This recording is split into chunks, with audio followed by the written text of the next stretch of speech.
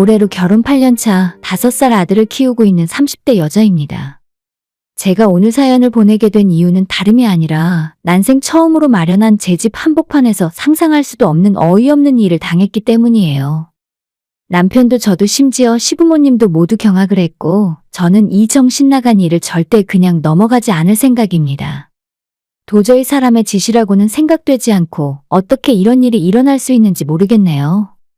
저와 남편은 정말 가진 거 별로 없이 시작했고 결혼하고 지금까지 8년의 시간을 열심히 노력하며 살았습니다. 맞벌이는 당연히 기본이었고 저는 아이 낳고 채 반년도 쉬지 못한 채 다시 직장에 나가 일을 할 수밖에 없었어요. 제 친정은 간신히 두 분 먹고 사시기에 부족함 없는 형편이지만 제게는 위로 언니와 오빠가 있기 때문에 집에서 큰 도움은 바랄 수 없는 상황이에요. 시댁은 친정보다도 형편이 안 좋아서 종종 용돈 이상의 생활비를 보내드리거나 시부모님 병원비 등을 보태야 하기도 했었습니다. 그래도 저희 부부 둘이 마음 맞추고 열심히 살았더니 매년 조금씩 돈을 모을 수 있었죠. 작은 주방 하나 붙어있는 단칸방 임대아파트에서 시작해서 전세로 집을 옮겼고 거기서 우리 아들을 갖게 되었습니다. 아이가 태어나니 더 열심히 살아야겠다는 생각으로 허리띠를 졸라매었고 드디어 올해 저희 식구의 첫 집을 살 수 있게 되었어요. 솔직히 비싸고 좋은 새 집은 아니고 지은 지 25년 넘은 정말 오래된 낡은 아파트지만 지하철역에서 가깝고 나중에 우리 아이가 초등학교까지 걸어서 갈 수 있는 좋은 위치에 있는 집입니다. 금매로 나온 물건을 시세보다 많이 저렴한 가격에 살 수 있었지만 그 대신에 집 내부는 손볼 곳이 한두 군데가 아니었어요. 화장실도 정말 많이 낡고 타일이 다 깨져서 시멘트벽이 드러날 정도였고 주방도 처음 아파트가 지어졌을 때 모습 그대로라서 어린아이를 데리고 그냥 들어가서 살기에는 도저히 무리일 것 같았습니다. 어차피 벽지나 바닥장판도 새로 해야 할 것 같고 금매로 가격을 많이 깎은 김에 그 돈을 전부 리모델링에 투자하기로 마음을 먹었습니다. 인테리어도 워낙 사기 맞는 경우가 많다고 해서 주변에 잘 아는 사람에게 물어가며 믿을 만한 업체를 선정하는 데만 한 달 가까이 걸릴 정도였어요. 저희가 생각했던 예산은 3천만 원이었는데 실제로 업체에서 나와서 뽑은 견적은 그것보다 조금 많이 들어가더라고요. 요즘 자재값 인건비가 많이 올랐고 저희가 원하는 대로 리모델링을 하려면 최소 그 정도 견적은 들어간다고 하셔서 그렇게 진행하기로 했습니다. 집은 전문가에게 맡겨두었고 저희 집의 살림을 보니 결혼할 때도 돈이 없어서 제대로 된 살림을 갖추지 못했고 그때그때 저렴한 중고 제품을 사거나 주변에서 쓰던 물건을 선물받아 사용하다 보니 정말 엉망진창이더라고요. 말끔하게 리모델링한 새 집으로 이사를 가는데 냉장고며 세탁기가 최소 10년은 넘은 물건들이라 기왕이면 가전제품도 전부 새 걸로 맞추는 게 좋겠다 싶었습니다. 그래서 다시 신혼으로 돌아가 혼수를 맞춘다는 생각으로 남편과 여기저기 발품을 팔아서 국내 대기업 유명 제품이고 기능에 아무런 문제가 없지만 한번 팔렸다가 반품 들어온 제품들을 굉장히 저렴하게 구할 수 있었어요. 세탁건조기, 냉장고, 청소기, TV, 그리고 큰맘 먹고 식기세척기까지. 원래대로 제 값을 주고 샀으면 1,500만 원 정도는 들었을 텐데 가전제품을 싹 다 바꿨는데도 800만 원 정도의 돈으로 전부 새 제품으로 바꿀 수 있었습니다. 어찌나 좋은지 리모델링하는 기간 동안 하루가 멀다 하고 남편과 함께 매일 공사 현장을 찾았고 조금씩 완성되어가는 내 집 모습을 보며 행복했습니다. 3주 동안 리모델링을 마쳤고 저희는 이사 날짜를 받아놓은 채 미리 주문해두었던 가전제품까지 전부 집에 들어와 있던 상태였어요. 저희는 기존에 살고 있는 집의 계약도 이번 달 말일까지였고 굳이 이사 날짜를 타이트하게 하고 싶지 않아서 여유 있게 준비하고 있었습니다. 어차피 인테리어 공사도 미리 끝났고 살림살이도 대부분 갖춰져 있었기 때문에 저와 남편도 퇴근 후에 자주 들락거렸고 가까이 살고 있는 친정부모님이나 시부모님도 종종 한 번씩 저희 집에 들러서 청소를 해주시거나 저희 부부가 직장 생활하고 있을 때 택배를 안에 넣어주시는 등 신경을 써주셨습니다. 고생 끝에 집을 사게 되어 저희뿐만 아니라 양가 부모님들도 전부 들떠있는 것을 느낄 수가 있었어요. 그도 그럴 것이 고만고만한 집에서 아파트를 한 채 산다는 것이 어디 보통 일이겠습니까? 비록 겉은 오래된 낡은 아파트였지만 내부는 싹 다 리모델링을 하고 살림살이까지 새 것으로 맞춰놨더니 남부럽지 않더군요. 예정된 이사 날짜가 하루하루 다가올수록 너무 기분이 좋았고 마지막으로 조금 무리를 해서 안방의 침대와 거실 소파까지 새 걸로 장만했습니다. 이사 비용까지 포함해서 이미 생각했던 예산을 한참 초과했지만 새 집에서 살 생각에 너무 행복해지더라고요. 그렇게 남편과 하루하루 기대감으로 이사 준비를 하고 있었는데 금요일 저녁에 퇴근을 하고 새 집에 환기를 시키기 위해 찾아갔습니다. 아직 이사를 한 건 아니었지만 집에 짐들도 많이 들어와 있었고 인테리어를 새로 해서 그런지 새집 냄새가 나더라고요. 일기예보를 보고 비가 오지 않는 날에는 집의 창문을 조금씩 열어두고 왔었습니다.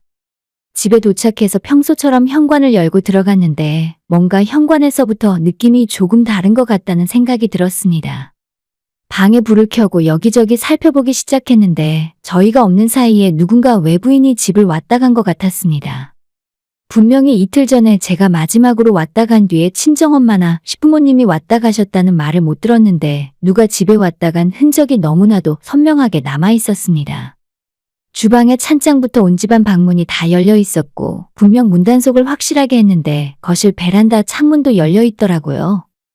그 전날에 비 소식이 있어서 이틀 전에 왔을 때 제가 분명히 닫고 갔었는데 베란다 창문이 열려 있다는 건 분명 누가 왔다 갔다는 증거였죠. 혹시라도 도둑인가 싶어서 집안 곳곳을 샅샅이 확인하기 시작했는데 보면 볼수록 이상한 점을 발견할 수 있었습니다.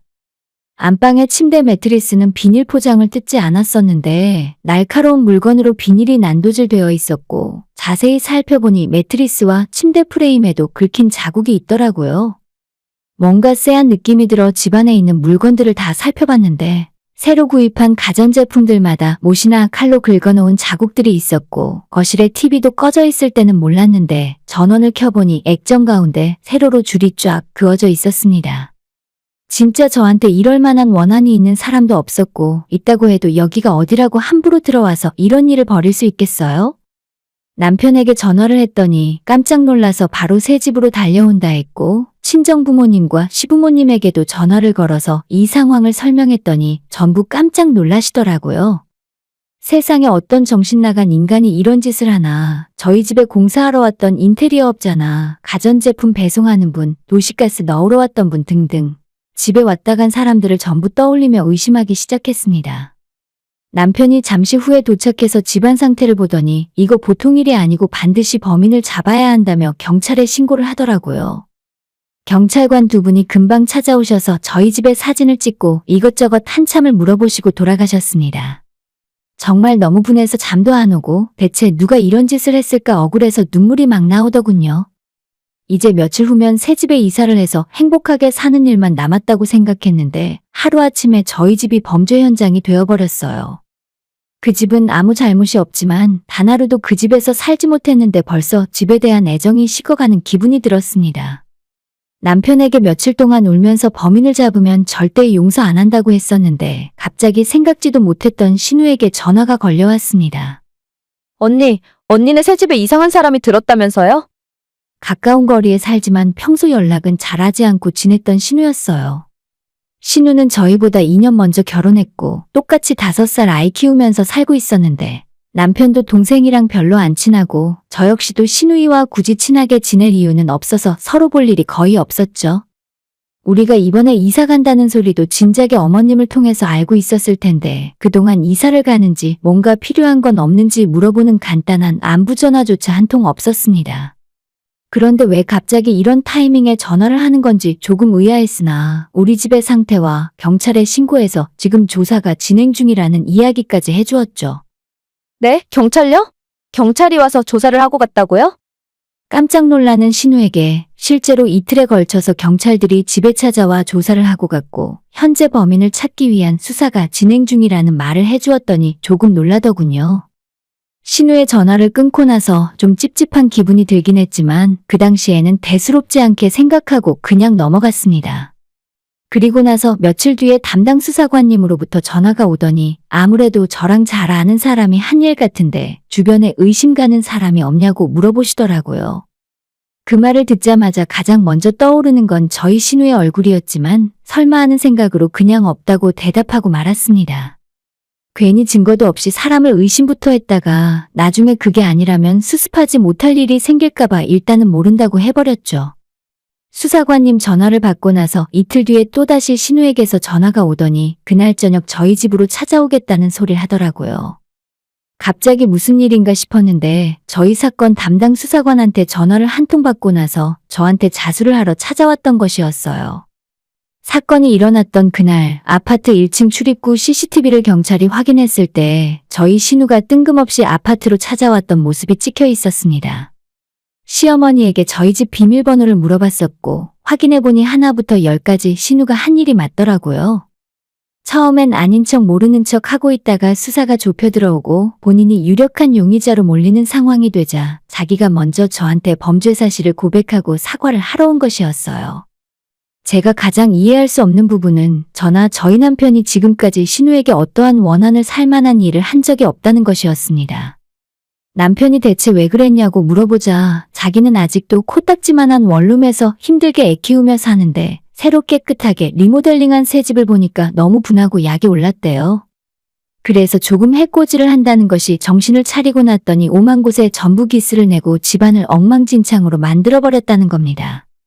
이걸 대체 어떻게 이해를 해야 좋을지 모르겠더라고요. 솔직히 이해가 가지도 않고 저는 용서해주고 싶은 생각도 전혀 없었어요. 그럼 인테리어 비용 다 물어내고 기스난 가전제품이랑 가구들은 전부 아가씨 집으로 보낼 테니까 돈으로 전부 보상해요. 신우는 자긴 돈이 없다며 안 그래도 가난해서 한 달 벌어먹고 사는데 어떻게 그런 큰 돈을 보상할 수 있겠냐며 주저앉아 엉엉 울더라고요. 운다고 해결되는 일도 아니고 무작정 법적으로 벌을 받게 한다고 해서 능사가 아니었죠. 신우는 자기가 책임질 수 있는 건 책임지겠다고 하는데 돈 이야기만 나오면 입을 꾹 다물고 눈물만 흘리고 있었어요.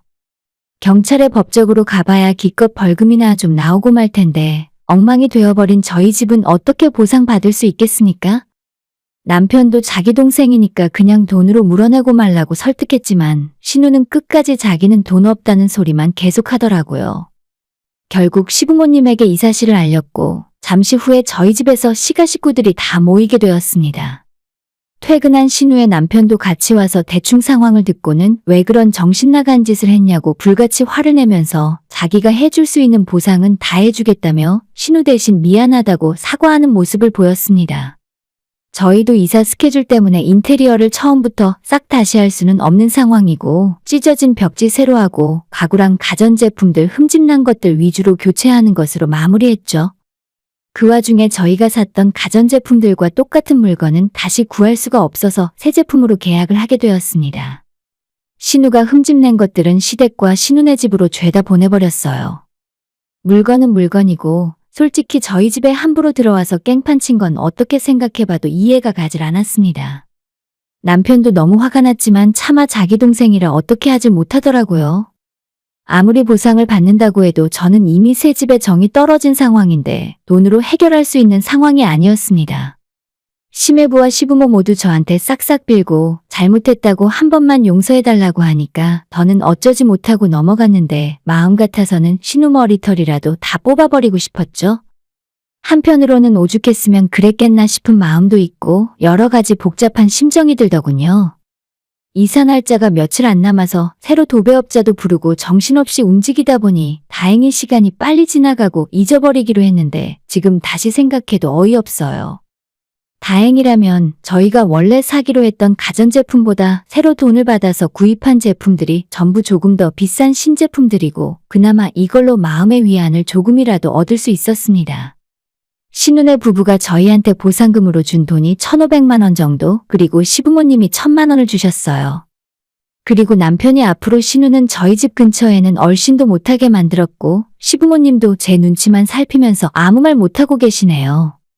대체 가족들끼리 왜 이런 짓을 벌이고 이렇게 불편한 관계로 지내야 하는지 모르겠습니다. 사촌이 땅을 사면 배가 아프다는데 저희가 집을 샀더니 배가 아파서 못 견디겠나 보네요. 못난 생각을 갖고 살면 평생 발전 없이 그 모양 그 꼴로 살게 될 겁니다. 아직도 너무 분하지만 새 집에 액땜 제대로 했다는 생각으로 잊고 살기로 했어요. 언제까지 그 일에 사로잡혀서 화만 내고 살 수도 없으니까요. 오늘의 사연은 여기까지입니다. 구독과 좋아요, 알람 설정 부탁드려요. 다들 행복하시고 좋은 하루 되세요.